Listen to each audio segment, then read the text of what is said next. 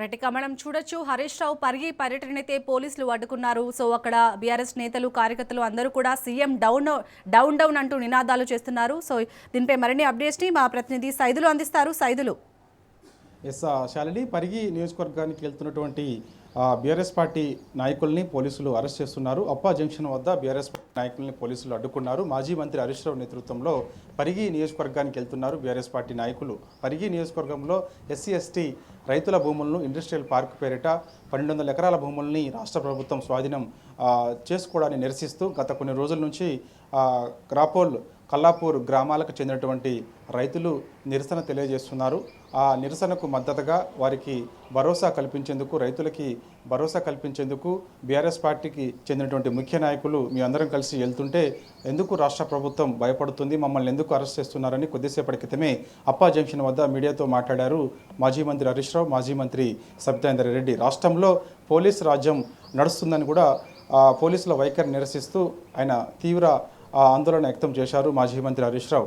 ఆదిలాబాద్ సభలో రాష్ట్ర ప్రభుత్వం పైన విమర్శలు చేస్తున్నటువంటి వారు అనేక మంది ఉన్నారు. వారిని ఎవరిని కూడా అరెస్ట్ చేయడం లేదని ముఖ్యమంత్రి రేవంత్ రెడ్డి చెప్పిన 12 గంటల వ్యవధిలోనే బీఆర్ఎస్ పార్టీ నాయకుల్ని ఎక్కడికక్కడ హౌస్ అరెస్టు అదేవిధంగా అరెస్ట్ చేస్తున్నారు. మరి దీన్ని ఏమనాలని కూడా రాష్ట్ర ప్రభుత్వాన్ని, ముఖ్యమంత్రి రేవంత్ రెడ్డిని హరీష్ రావు ప్రశ్నించారు. కాబట్టి ఎందుకు అసలు భయపడుతున్నారు, పరిగి నియోజకవర్గానికి మేము వెళ్తుంటే మమ్మల్ని ఎందుకు ఉదయం హౌస్ అరెస్ట్ చేశారు, మార్గ మధ్యలో అప్పా జంక్షన్ వద్ద ఎందుకు లారీలను అడ్డం పెట్టి మమ్మల్ని, మా నాయకులను ఎందుకు అరెస్ట్ చేస్తున్నారు అని కూడా రాష్ట్ర ప్రభుత్వాన్ని హరీష్ రావు ప్రశ్నించారు. కాబట్టి ఆ సందర్భంగా సబితా ఇంద్రారెడ్డి, మాజీ మంత్రి సబితా ఇంద్రారెడ్డి మాట్లాడుతూ ఆమె కూడా రాష్ట్ర ప్రభుత్వాన్ని ప్రశ్నించింది. కాబట్టి రాష్ట్ర ప్రభుత్వం భయపడుతుంది.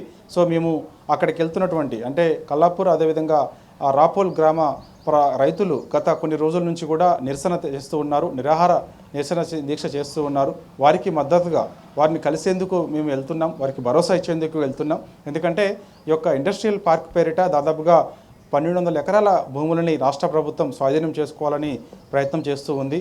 ఆ 1200 ఎకరాలు మొత్తం సాగు భూములు. రైతులు కొన్ని ఏళ్ల నుంచి కూడా సాగు చేసుకుంటున్నారు.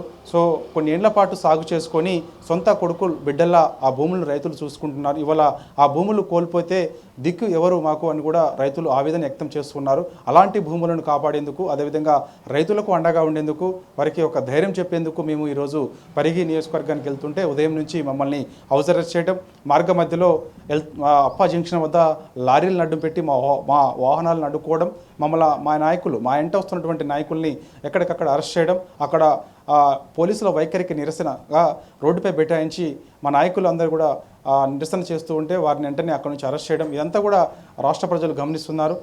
రేవంత్ రెడ్డి మాటలు చూస్తే ఆయన చెప్పేది ఒకటి, చేసేది ఒకటి. కాబట్టి ఆయన చెప్పిన కొన్ని గంటల్లోనే అంటే ఎవరిని కూడా అరెస్ట్ చేయడం లేదు, ప్రజాపాలన సాగిస్తున్నామంటున్నారు. ప్రజా పాలన పేరుతో ఇందిరమ్మ ఎమర్జెన్సీ పాలన నడుస్తుంది రాష్ట్రంలోని కూడా హరీష్ రావు, సబితా ఇంద్రారెడ్డి మీడియా ముందు చెప్పడం జరిగింది. కాబట్టి పోలీసుల వైఖరి నిరసిస్తూ బీఆర్ఎస్ పార్టీ నాయకులు అక్కడ నినాదాలు చేస్తూ ఉన్నారు. కాబట్టి ఎట్టి పరిస్థితుల్లో అంటే ఈరోజు ఉదయం కోకాపేట నివాసంలో మాజీ మంత్రి హరీష్ రావు మీడియాతో మాట్లాడారు.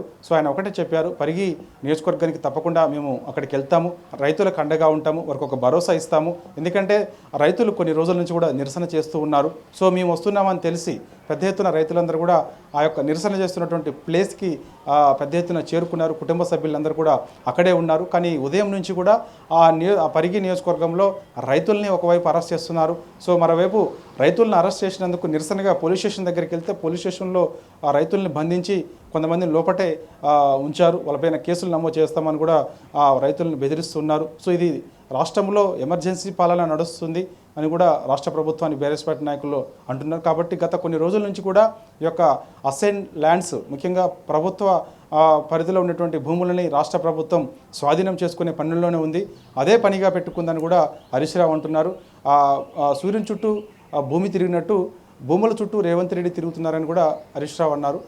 రేవంత్ రెడ్డి ఈ విధంగా భూములపై కన్నేశారు, భూముల చుట్టూ ఆయన తిరుగుతూ ఉన్నారు.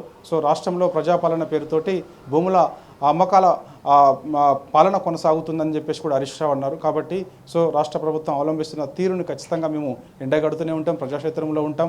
కాబట్టి ప్రజలన్నీ గమనిస్తూనే ఉన్నారు. కాబట్టి ఖచ్చితంగా పరిగి నియోజకవర్గంలో సాగు భూములు ఏవైతే ఉన్నాయో ఆ భూములు ఎట్టి పరిస్థితుల్లో కూడా రాష్ట్ర ప్రభుత్వం స్వాధీనం చేసుకోవడానికి వీలు లేదని కూడా హరీష్ రావు అన్నారు. కాబట్టి సో ఆ యొక్క భూములు ఎవరైతే ఉన్నారో ఆ పట్టా భూములకు సంబంధించి రైతులకి ఖచ్చితంగా అండగా ఉంటాం. ఇండస్ట్రియల్ పార్కు పెట్టాలనుకుంటే ఎక్కడో ఒక చోట పెట్టొచ్చు, కానీ సాగు చేసుకునే భూముల్లో ఇండస్ట్రియల్ పార్కు పెట్టడం ఏంటని కూడా రాష్ట్ర ప్రభుత్వాన్ని హరీష్ రావు ప్రశ్నించారు.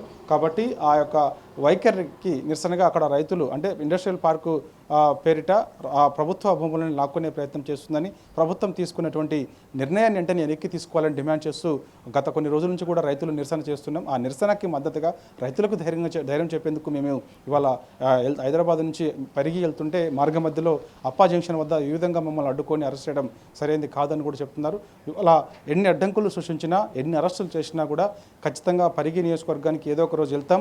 రైతులకు అక్కడ ఉన్నటువంటి ఎస్సీ ఎస్టీ రైతులకు అండగా ఉంటాం, వారికి ఒక ధైర్యం చెప్తాం, ఆ భూములను కాపాడతామని కూడా బీఆర్ఎస్ పార్టీ నాయకులు హరీష్ రావు, అదేవిధంగా సబితా రెడ్డి, మాజీ ఎస్సీ ఎస్టీ కమిషన్ చైర్మన్ ఎర్రవల్ల శ్రీనివాస్తో పాటుగా మిగిలిన బీఆర్ఎస్ పార్టీ నాయకులు ఎవరైతే ఉన్నారో వారందరినీ కూడా ఇప్పుడు అరెస్ట్ చేశారు. కాబట్టి వెంటనే వారిని అందరినీ కూడా విడుదల చేయాలని చెప్పేసి కూడా డిమాండ్ చేశారు హరీష్ రావు, సబితా రెడ్డి.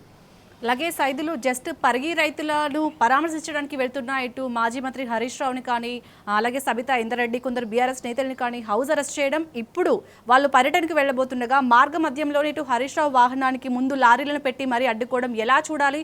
ఇప్పటికే ప్రభుత్వాన్ని వాళ్ళు డిమాండ్ చేస్తున్నారు, మీరు తప్పు చేయకపోతే ఎందుకు భయం? అలాగే ఈ అరెస్టులు ఇవన్నీ ఏంటి అని కూడా ప్రశ్నిస్తున్నారు కదా ఇటు బీఆర్ఎస్ నేతలు. సో ఓవరాల్గా ఎలా చూడాలి? ఎస్ శాలిని, ఉదయం హౌస్ అరెస్ట్ చేశారు. మార్గ మధ్యలో అప్పా జంక్షన్ వద్ద లారీలను అడ్డుపెట్టాల్సిన అవసరం ఏముందని ప్రభుత్వం ఈ విధంగా అవలంబించడానికి తీరును చూసి తీవ్రంగా వాళ్ళు ఖండిస్తున్నారు. బీఆర్ఎస్ పార్టీ నాయకులు కూడా ఖండిస్తున్నారు. ఈ వైఖరి సరైనది కాదని కూడా రాష్ట్ర ప్రభుత్వాన్ని ప్రశ్న చేస్తూ ఉన్నారు. కాబట్టి లారీలు అడ్డుపెట్టి వాహనాలని అడ్డుకునే పరిస్థితి రాష్ట్రంలో ఎందుకు వచ్చింది? ఏనాడు కూడా ఇలాంటి పరిస్థితి రాష్ట్రంలో లేదు. ఎందుకంటే అక్కడ శాంతియుతంగా నిరసన తెలియజేస్తున్నారు రైతులు. మేము కూడా శాంతియుతంగా అక్కడికి వెళ్ళి వారికి మద్దతుగా ఉండి ఆ నిరసనలో భాగంగా అక్కడికి వెళ్ళి వారిలో కూర్చొని రైతులకు ఒక ధైర్యం చెప్పేందుకు మాత్రమే మేము వెళ్తుంటే ఎందుకు ఈ విధంగా రాష్ట్ర ప్రభుత్వం ఒక దమనకాండ రాష్ట్రంలో జరిగేలా ఈ విధంగా చేయడం సరైనది కాదని కూడా అంటున్నారు.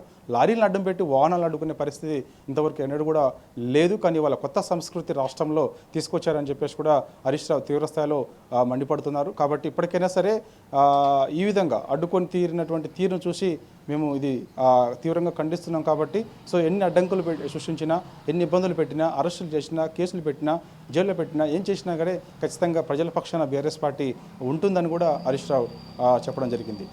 Right, thank you Saidulu.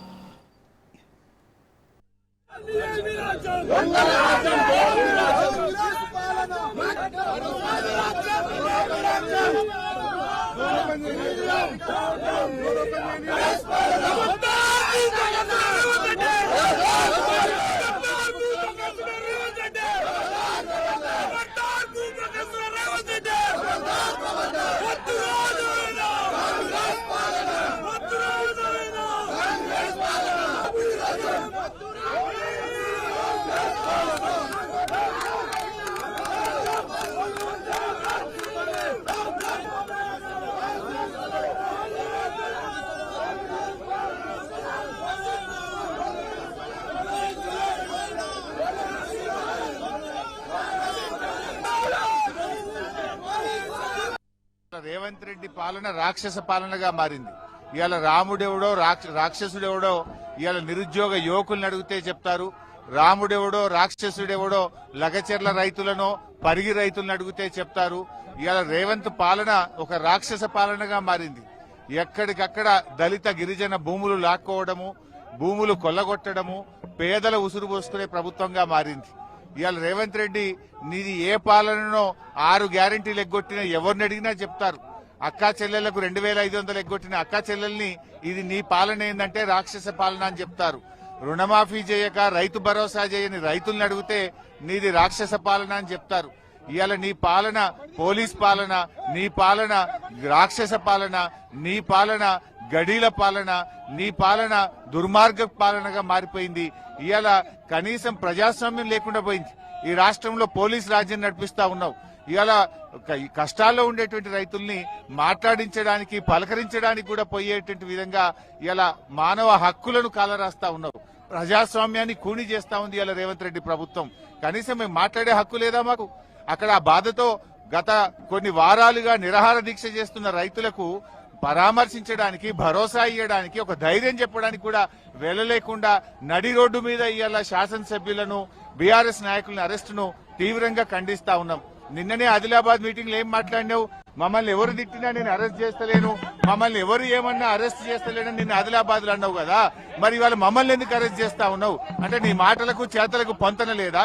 నువ్వే చెప్తావు అరెస్ట్ చేయడం లేదని, నువ్వే చెప్తావు ఇవాళ అరెస్ట్ చేస్తున్నావు. మేము ఏం తప్పు చేశామని అరెస్ట్ చేస్తున్నావు? ఆదిలాబాద్ లో ఏం మాట్లాడినావు నిన్న? ఇవాళ జరుగుతున్నది ఏంది? ఇవాళ రేవంత్ రెడ్డి పాలన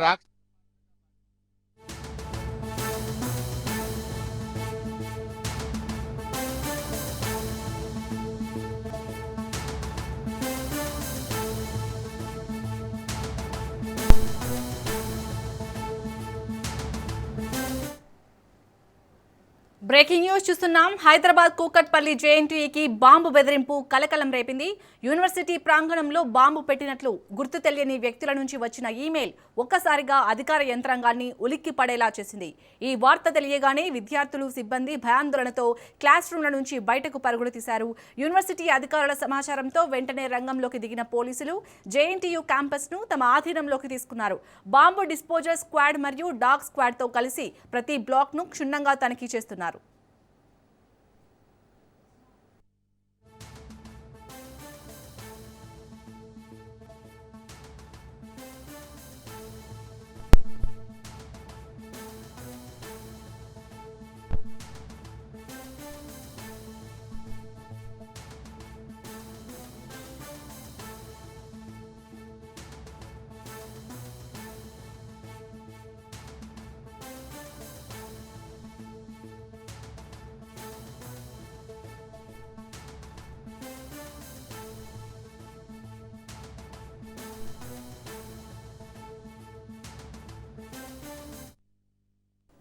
హైదరాబాద్ కూకట్పల్లి జేఎన్టీయూకి అయితే బాంబు బెదిరింపు వచ్చినట్టుగా తెలుస్తుంది. దీనిపై పూర్తి అప్డేట్స్ ని మా ప్రతినిధి సునీల్ అందిస్తారు. సునీల్, ఇప్పటికే యూనివర్సిటీలో పోలీసులు తనిఖీలు చేస్తున్నట్టుగా తెలుస్తుంది. డీటెయిల్స్ ఏంటి?